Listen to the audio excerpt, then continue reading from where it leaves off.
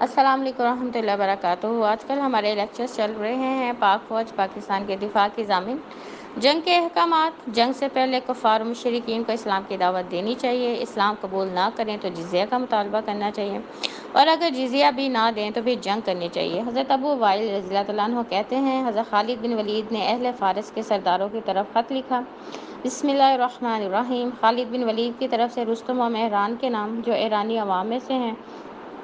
جو شخص ہدایت کی پیروی کرے اس پر سلام ہو، اما بعد، ہم تمہیں اسلام کی دعوت دیتے ہیں، اگر تم اسلام قبول کرنے سے انکار کر دو تو پھر ماتحت بن کر جزیہ ادا کرو، اور اگر جزیہ ادا کرنے سے انکار کر دو تو یاد رکھو میرے ساتھ ایسے لوگ ہیں جو اللہ کی راہ میں لڑنے سے اس طرح محبت کرتے ہیں جس طرح ایرانی لوگ شراب سے محبت کرتے ہیں، اور جو ابھی ہدایت کی پیروی کرے اس کو سلام ہے۔ اب اس حدیث سے کیا پتہ چلتا ہے کہ جنگ سے پہلے کفار مشرکین جو ہیں انہیں اسلام کی دعوت دینی ہے۔ اگر وہ اسلام قبول نہ کریں تو انہیں کہیں ٹھیک ہے آپ جزیہ دے دیں اور آپ اس ملک میں رہ سکتے ہیں، اور اگر وہ جزیہ دینے سے بھی انکار کر دیں تو پھر ان کے ساتھ جنگ کی جائے گی۔ تو اس لیے اب آپ کو پتہ ہے کئی اسلامی ممالک میں نان مسلمس بھی رہتے ہیں، وہ جزیہ ادا کرتے ہیں، تو اسلامی حکومت ان کے جان مال کی حفاظت کی ذمہ دار ہے، کیونکہ اسلام اتنا خوبصورت دین ہے، وہ کسی کو زبردستی نہیں کہتا کہ اسلام قبول کرو، جس کا دل مانتا ہے اسلام قبول کر لے، البتہ وہ جزیہ دے اور اس ملک کو نقصان نہ پہنچائے، تو اسلامی حکومت اس انسان کے جان مال کی حفاظت کی ذمہ دار ہوتی ہے۔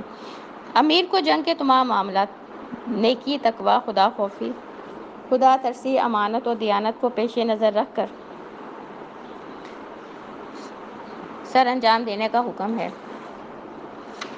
اب یہ حدیث ترمذی کی، حضرت بريدہ رضی اللہ عنہ کہتے ہیں، آپ صلی اللہ علیہ وسلم جب کسی آدمی کو امیر لشکر بنا کر بھیجتے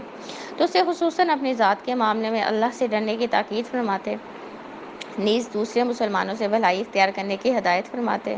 اور پھر سارے لشکروں کو مخاطب ہو کر فرماتے، لوگوں بسم اللہ فی سبیل اللہ کہہ کر جنگ شروع کرنا، کافروں سے قتال کرنا، مال غنیمت چوری نہ کرنا، دشمن سے وعدہ خلافی نہ کرنا، دشمن کے افراد کا مسئلہ نہ کرنا،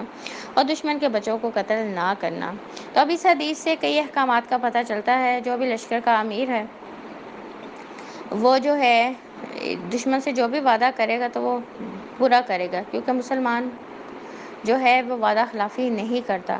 پھر اگر دشمن کو قتل کر دیا ہے تو ان کا مسئلہ جو ہے وہ نہیں کیا جائے گا، پھر ہے دشمن کے بچوں کو بھی قتل نہیں کیا جائے گا، اس جنگ میں جو بھی مال غنیمت ملے گا اس میں سے کوئی بھی مال چوری جو ہے وہ نہیں کیا جائے گا۔ تو یہ جنگ کے احکامات اللہ تعالیٰ نے دیے ہیں، جو بھی امیر ہے اس لشکر کا تو وہ ان سب باتوں کا خیال رکھے گا۔ دوران جنگ امیر کے حکم کے بغیر کوئی کارروائی کرنا منع ہے۔ امیر اگر کوئی خلاف شرع حکم دے تو اسے ماننے، اس پہ عمل کرنے سے انکار کر دینا چاہیے۔ مسلم کی حدیث ہے، حضرت عبداللہ بن عمر رضی اللہ عنہما سے روایت ہے کہ آپ صلی اللہ علیہ وسلم نے فرمایا، مسلمانوں پہ امیر کا حکم سننا، اس کی اطاعت کرنا واجب ہے، خواہ اسے پسند ہو یا ناپسند، مگر جب اللہ اور اس کے رسول صلی اللہ علیہ وسلم کی نافرمانی کا حکم دیا جائے تو پھر نہ بات سننی چاہیے اور نہ ماننی چاہیے۔ تو اب اس حدیث میں ایک واضح اصول دے دیا گیا ہے، جو بھی لشکر کا امیر ہے یا ایک فوج کے دستے کا امیر ہے، اس کو آج ہم کمانڈر بھی کہتے ہیں، جو اس لشکر یا دستے میں لوگ موجود ہیں وہ اس کمانڈر کی بات جو ہے وہ سنیں گے، ان پہ واجب ہے، اور واجب اس حکم کو کہتے نہیں کریں گے تو گناہ گار ہوں گے۔ بس ایک صورت میں اس کمانڈر کی بات نہیں سننی، اگر وہ اللہ اس کے رسول صلی اللہ علیہ وسلم کی نافرمانی کا حکم دے، ادروائز اس کی ساری باتیں سننی ہیں اور اس کے احکامات کے مطابق کارروائی کرنی ہے۔ امیر کو مسلم افواج کی تمام ممکنہ سہولتوں کا خیال رکھنا چاہیے، امیر کو باہمی اتحاد اور نظم و ضبط کے ساتھ کام کرنا چاہیے۔ حضرت سعید بن ابو بردہ اپنے باپ سے اور بردہ نے سعید کے دادا سے روایت کیا کہ آپ صلی اللہ علیہ وسلم نے حضرت معاذ اور حضرت ابو موسیٰ رضی اللہ تعالیٰ عنہما کو یمن کی طرف بھیجا اور فرمایا، لوگوں کو سہولت دینا، مشکل میں نہ ڈالنا، خوش رکھنا، نفرت نہ دلانا، اتفاق رکھنا اور اختلاف پیدا نہ کرنا۔ اب دیکھیں یہ بھی ایک کمانڈر کی ذمہ داریاں ہیں، نمبر ایک تو لوگوں کے لیے آسانی والا معاملہ کرے، اور جو ہے ان لوگوں کو مشکلات میں اس کو نہیں ڈالنا چاہیے، ان کو خوش رکھنے کی بھی ذمہ دار اسی کی ہے کہ کوئی ایسی باتیں نہ کہیں جسے لوگوں میں آپس میں، اس لشکر میں آپس میں ہی نفرت پیدا ہو جائے۔ دوسرا، کمانڈر کی ذمہ داری کیا ہے کہ اتفاق رکھے اس لشکر کے تمام لوگوں میں، اور ان کے درمیان کسی بھی طرح کا اختلاف پیدا نہ ہونے دے۔ دشمن سے مقابلے کی تمنا نہیں کرنی چاہیے، البتہ جب مقابلہ ہو جائے تو پھر ثابت قدمی سے جو ہے میدان جنگ میں رہنا چاہیے۔ یہ بھی بخاری کی حدیث ہے، حضرت ابو ہریرہ رضی اللہ تعالیٰ عنہ سے روایت ہے کہ آپ صلی اللہ علیہ وسلم نے فرمایا، دشمن سے مقابلے کی تمنا نہ کرو، اور جب مقابلہ کرو تو صبر سے کام لو۔ تو اس حدیث میں ایک واضح اصول دے دیا گیا ہے، خود تمنا نہیں کرنی چاہیے، نہ کوئی ایفرٹ کرنی چاہیے کہ آپ کو دشمن سے مقابلہ ہو جائے۔ اگر مقابلہ ہو گیا، نان مسلم کنٹریز نے اگر مسلمان ملکوں پہ حملہ کر دیا ہے تو پھر ان کا ڈٹ کے مقابلہ کرنا چاہیے۔ میدان جنگ سے بھاگنا کبیرہ گناہ ہے۔ حضرت ابو ہریرہ سے روایت ہے کہ آپ صلی اللہ علیہ وسلم نے فرمایا، 7 ہلاک کرنے والی چیزوں سے بچو۔ عرض کیا گیا، یا رسول اللہ صلی اللہ علیہ وسلم وہ کون سی ہیں؟ آپ صلی اللہ علیہ وسلم نے فرمایا، اللہ سے شرک کرنا، جادو کرنا، ناحق جان کو قتل کرنا جسے اللہ نے حرام ٹھہرایا ہے مگر حق کے ساتھ، یتیم کا مال کھانا، سود کھانا، لڑائی کے دوران میدان جنگ سے بھاگنا، اور کسی پاک دامن عورت پر بہتان لگانا۔ تو یہ 7 گناہ ہلاک کرنے والے ہیں۔ اب ہمارا جو موضوع چل رہا ہے اس میں ہے کہ میدان جنگ سے بھاگنا بھی کبیرہ گناہ ہے۔ اب انسان کیوں بھاگتا ہے؟ جان کے خوف سے کہ کہیں میری جان نہ چلی جائے۔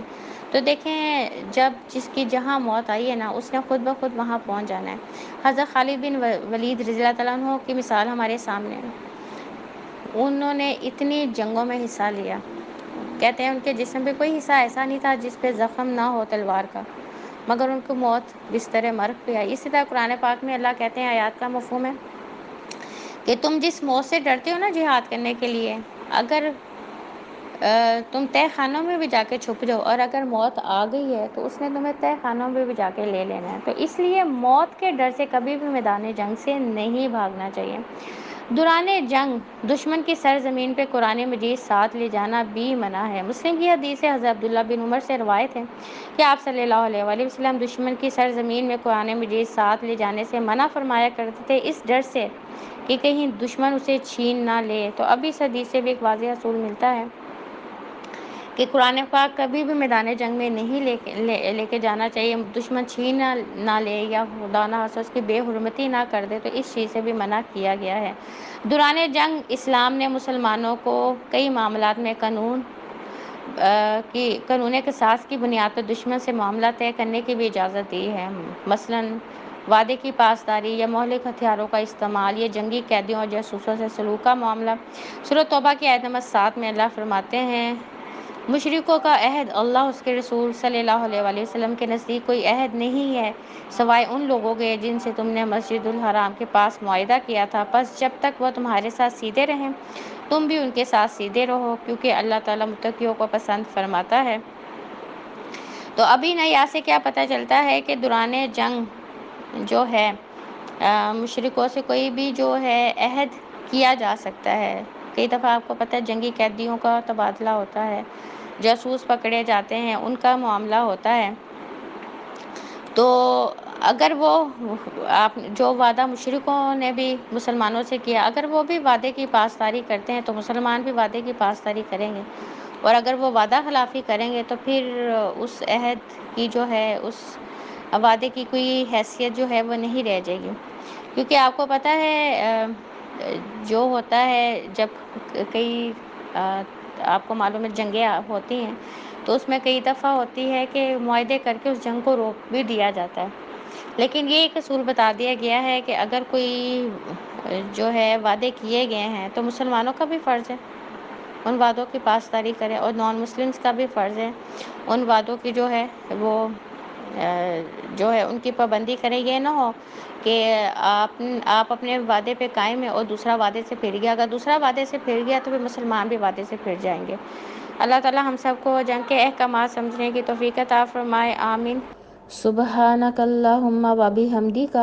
اشہد ان لا الہ الا انت، استغفرک و اتوب الیک۔ ربنا تقبل منا انک انت السمیع العلیم